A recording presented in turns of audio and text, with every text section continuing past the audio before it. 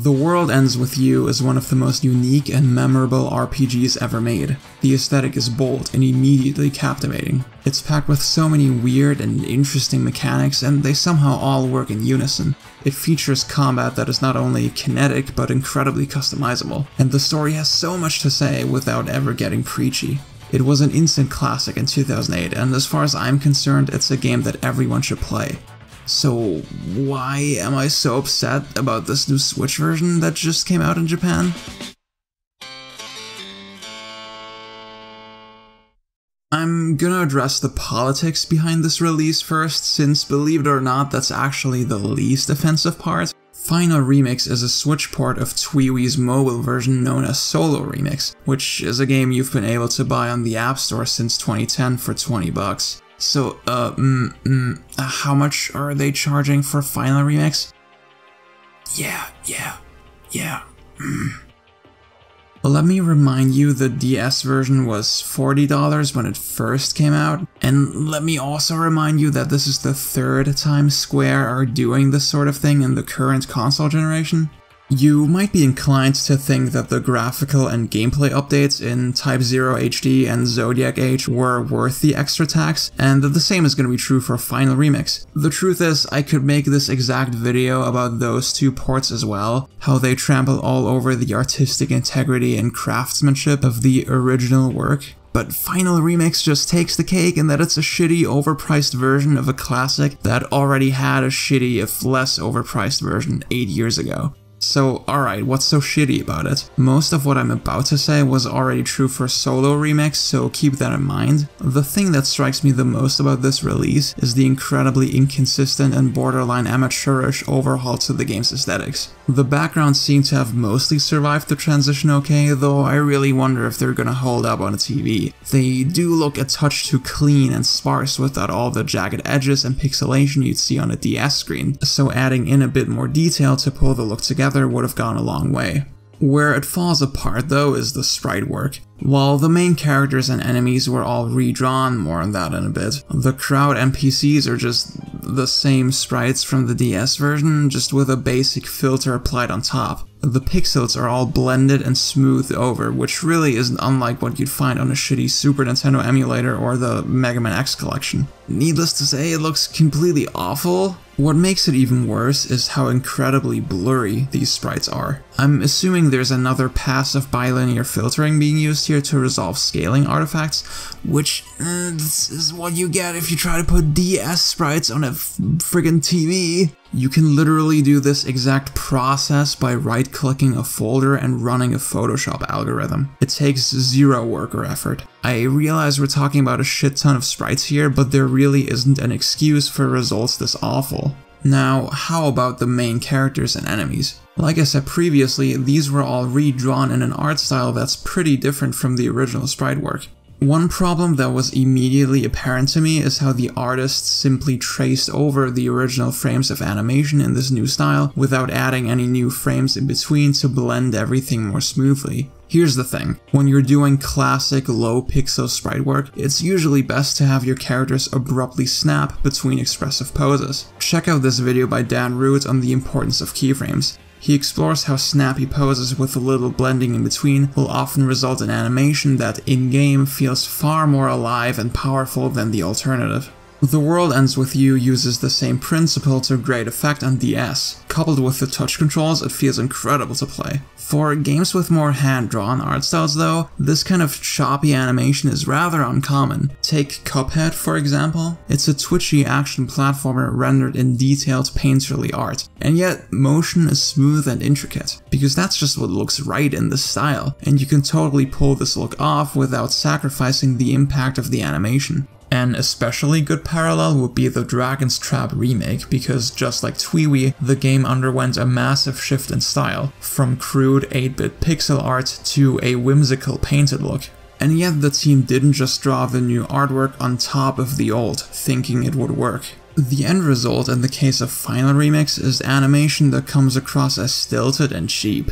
Seeing these limited poses in an art style they clearly weren't meant for has been jarring to me from the very beginning. I can't say I'm sold on the new art style in general, even just the technical execution leaves a lot to be desired. Take a look at Mosh Grizzly here. Every single pixel in his original sprite is meticulously placed to give the impression of dense, thick fur. You really get the sense that you're looking at strands of hair even though it's just squares. Now look at the remix version. Here, every individual section of Grizzly's body has been assigned a single color value. There's no sense of detail or gradients here whatsoever, just flat single shades of color. Whoever made these sprites didn't bother to add in highlights to retain the same effect, and it just looks markedly worse by comparison. I'm not fond of the stupidly bold outlines either. It's incredibly garish looking, and even stylistically the main characters and NPCs each look like they're from two different games, which technically they are, I guess. Note how much fussier and lighter all the line work is on the NPCs, and how much more the main characters pop.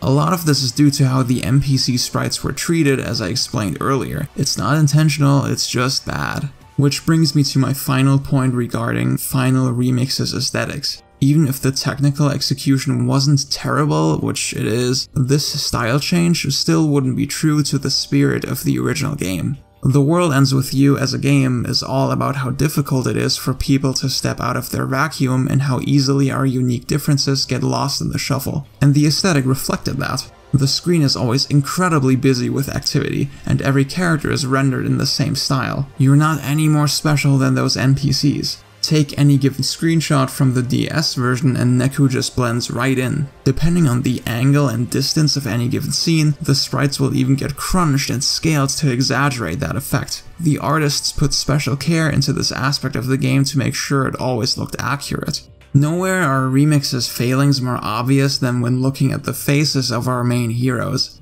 Jupiter's sprite work is obviously godlike, so the characters all look distinct and expressive, and you can easily tell where everything is. The eyes especially though are only barely visible, buried beneath hair and clothing, and it's impossible to make out any kind of facial expression. Now look at the remix sprites. Whatever a character is feeling at any given moment, it's clearly spelled out on their face now, with bland expressions that convey no sense of energy whatsoever. Whereas every single pixel on DS was carefully considered, the black outlines in Final Remix take focus away from a lot of the details within the sprites. The overall picture isn't balanced anymore. Everything just sort of bleeds together, and individual lines and shapes carry nowhere near the same weight. An expression that once could have been considered quiet, somber, contemplative, brooding, now just looks like this. And I know what you're thinking, maybe that wasn't the intent. Maybe they always wanted to do detailed facial expressions, it just wasn't possible with the DS's low resolution, and I am only projecting. While it's hard to speculate on artistic intent, it's worth noting that Solo Remix was handled by an external company, and none of the graphic designers credited for that game were involved with the original. That's why I find it hard to believe that any of these changes were made in spirit with the original artists. There's no point debating this anyway though, because no matter what the artistic intent behind the DS version was, the end result has to speak for itself. Even if for whatever reason you don't extrapolate the same meaning from it that I do, there's no denying that the remix version just isn't the same thing. It doesn't adhere to any of the same principles or convey the same details. Selling this as the de facto version of The World Ends With You now at a premium price of all things is disrespectful both to the original artists and the game's legacy, especially when so much of it is cheaply cobbled together like I outlined. Even the portraits and key character art that's used in the game's dialogue scenes and promotional material were made during the DS version's development, and then downscaled for the final game. None of this artwork was even made for Final Remix, just look how blurry a lot of it appears even in trailers, and then compare it to the artwork that is actually new to Final Remix and much crisper. And now that the game is out, we can finally lift the veil on all the promises regarding content and mechanics. That flowchart we saw in the trailer, shit's fake. The combat system is just as limited as it was in the mobile version. So unless you really want to point your Joy-Con at your TV and drag a cursor around, you might as well get it on the App Store. And what about that new scenario that gets right to the heart of the story? Apparently it's some weird challenge mode thing with remixed environments and enemies, and spoilers, even more sequel bait at the end. I don't know about you guys, but I'm glad we're still holding the future of our favorite franchises hostage based on remaster sales. Good Russell. Seeing fans of The World Ends With You flock to this release like it's the third coming of Christ makes me sad. It's a cheaply thrown together ripoff that blatantly disregards a lot of the original game's finest qualities. After being dicked around by Square for so many years, we really need to demand better than this. Buying into it now is like the biggest case of Stockholm Syndrome I've ever seen. I sincerely apologize if that sounds harsh, but at this point we should recognize scraps for what they are instead of gobbling them up like mindless sheep. Don't let all the fancy marketing fool you. You already played Final Remix on your phone for half the price, and it wasn't that great.